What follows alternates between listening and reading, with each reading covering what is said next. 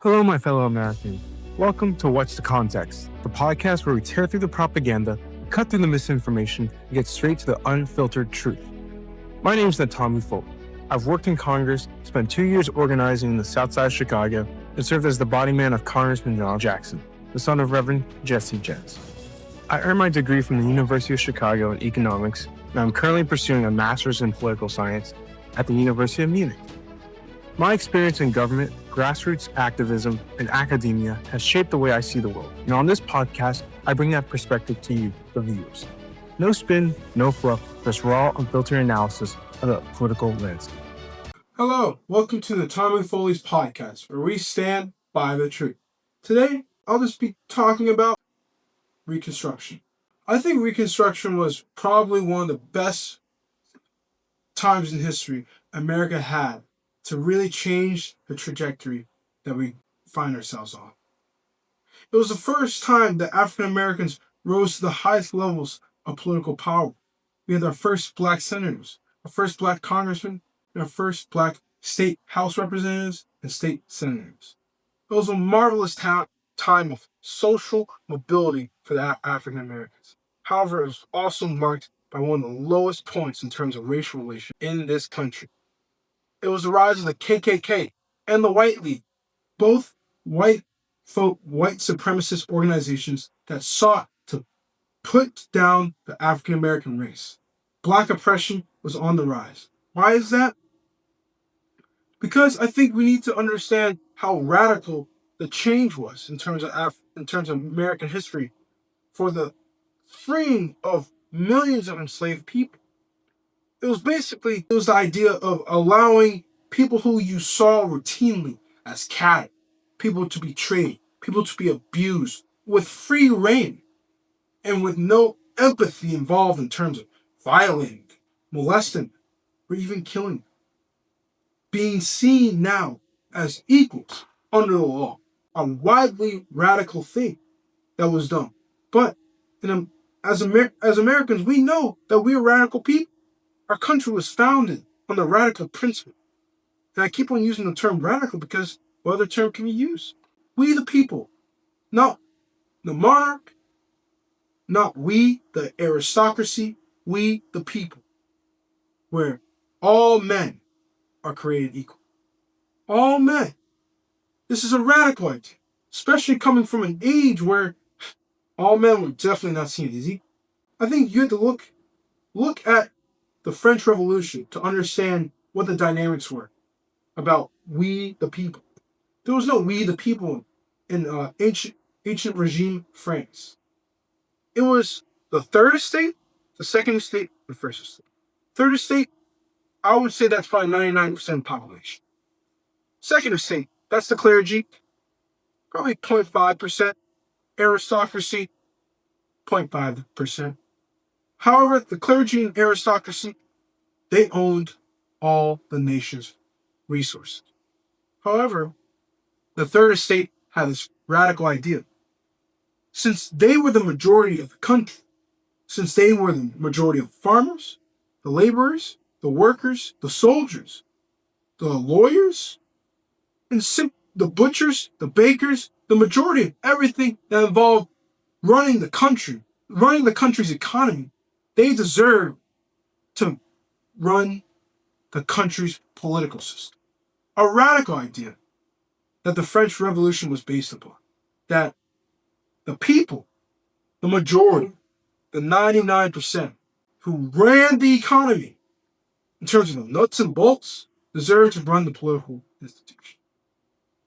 And this is the same idea that America was based upon. We were running our own country at the time. The 13 states, we didn't really have any economy that was based upon Britain. We traded with Britain, but the Americans were the butchers, the shipbuilders, the lumberjacks, the fishers, the farmers. They did everything. So therefore, they came to the same conclusion as the French. We deserve to run our own country because we run our own economy. However, this idea came up against opposition in the Reconstruction era after the Civil War. Because if you look at the fundamental aspect of black enslavement, you see that black people, especially in the South, ran the economy. They were the farmers in mass. They were working the fields for sugarcane, rice, indigo, cotton. They were the ones running the economy. They were the third estate. So why would it be bizarre for them to seek political power? They ran the economy, so why can't they run their politics? However, white people did not agree with that idea. This was the first, and I think the most of the hypocrisy of we the people and all men are created equal. When black men aspired to be seen as equals, aspired for political power, to influence the very laws that dictated the lands they had a say so in. They were more than willing to stay in America and rule us alongside. But it seems as though white people did not want to be brothers with black people at that time. And this is clear by the KKK rising during that time, white leagues, the black codes. The black codes were a series of laws that sought to basically put black people in their place.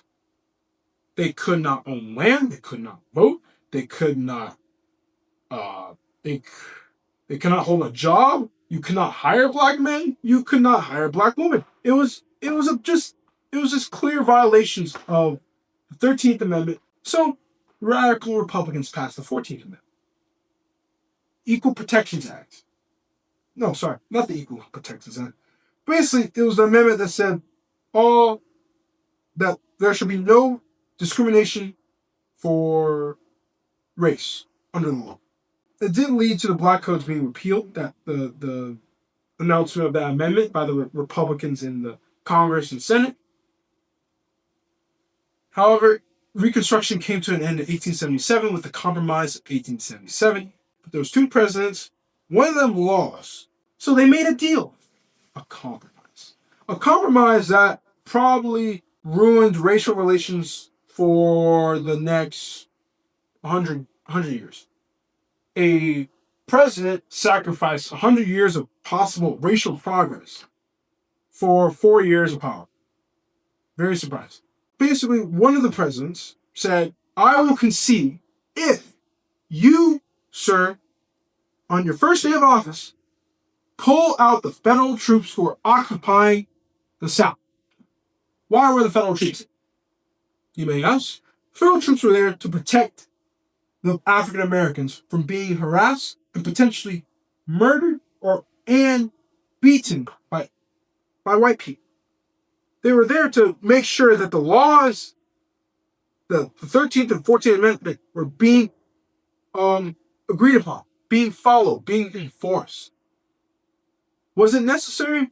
To a degree, yes. Was it extreme? Possible. But I think it was absolutely necessary because a whole war was fought over black people being free. So of course, there had to be troops there to make sure black people did not just get put back into chains once the Confederacy saw an opportunity. And this is a touchy topic to talk about because it's really just about racial relations, white versus black. And this was one time where we could have, as a nation, been so much better than we are today, where we still have police killings of African American males, where we still have 1/3 of African American males in prison. We could have been so much more. We could have been a beacon, a city on the hill for the rest of the world. But we can't get there. There's still progress to be made. We just need to believe in ourselves. We believe in ourselves to put the first man on the moon. We believe in ourselves enough to create a world that has had peace for decades. no major conflicts under a world that has been under America's protection. We won the Cold War. We created the internet. These are all fantastic things that we have done as a nation. If we can do those things, we can definitely progress as a nation towards a future that's more racially acceptable. We're not there yet, but we're darn close, very close. But there's still much work to be done, and I think people are growing a little cynical. I think they look towards the news. The news is always negative. They look outside, and outside's negative. They're probably not feeling that well either. Inflation's up. Cost of housing's up. Groceries are up. There's a lot of things not going in America's favor. Healthcare, student tuition. These are all things that are just tearing us down, dividing us. There's powers, spiritual and physical powers that are trying to divide Americans. We have to look out for them. And it does not help that we are staying out of church. We are spiritual beings.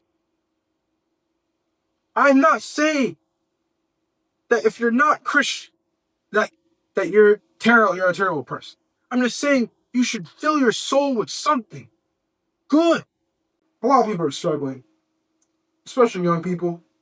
It seems like they lack hope. They are now the first generation in American history where they're more likely to do worse than their parents than do better than them. First time in American history. Think about it. And I don't think that's making young people hope for much. They're becoming a little more cynical. And I think they're looking for ways to, make a living for themselves outside the regular norms, Like going to college, working in construction, metallurgy, farming. They're kind of doing, I guess they want to become influencers, professional gamers, celebrities. These are all valid career choices. It's just, I think it's a get-rich type of mindset where they want to make a lot of money because I believe they've seen how expensive it is to live. So they want a lot of money. Like apparently there's some statistics out there that say that the average salary for a Gen Z person to feel wealthy is $600,000 a year. The average amount of wealth, like assets for a Gen Z person to feel wealthy, is apparently 10 million. I think we just need to be a lot more appreciative of what we have. But I think in these times of crisis, we need to remember where we came from and what we have. What we have right now is we have an education system, K through 12, that's completely free. We have public schools. We have the ability to create and to be influencers, to have the time to think and to innovate. Where in this America, like, you can trade in the stock market, the right to express yourself, the freedom to express yourself. I think these are all things that might be a little taken for granted for.